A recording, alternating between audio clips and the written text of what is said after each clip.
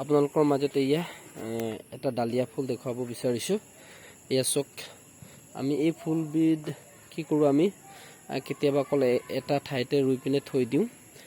কিন্তু যদি এনেকুৱাকৈ ৰুওঁ, আমি চাওক এনেকুৱাকৈ যদি ৰুওঁ, লাইনকৈ যদি ৰুওঁ, তা কিমান এটা ভাল দেখিবৰ কাৰণে। চাওকচোন আপোনালোকে কিমান ধুনীয়া লাগিছে। এইটো এটা ঠাইত ৰোৱা হৈছে, তো এনেকুৱাকৈ।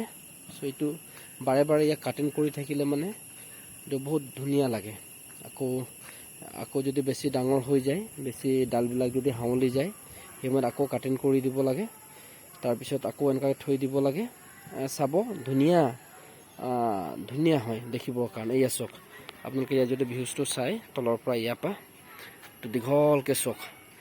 কোনোবাই যদি গলিত দিয়ে বা আপোনালোকৰ যদি ঘৰ ৰাস্তাৰ কাষত যদি দীঘলীয়া পদূলি আছে, তাৰ কাষত যদি ৰুৱে এনেকুৱাকৈ লাইনকৈ, দেখিবলৈ বহুত ধুনীয়া। ইয়াৰ ইমান যতন কৰিব নালাগে।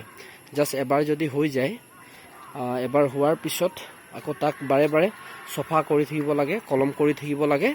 কিন্তু বহুত দিনলৈকে এইটো মানে ইয়াৰ যি শোভা, সেই শোভা আপুনি পাই থাকিব, দেখিবলৈও ভাল লাগিব। Thank U.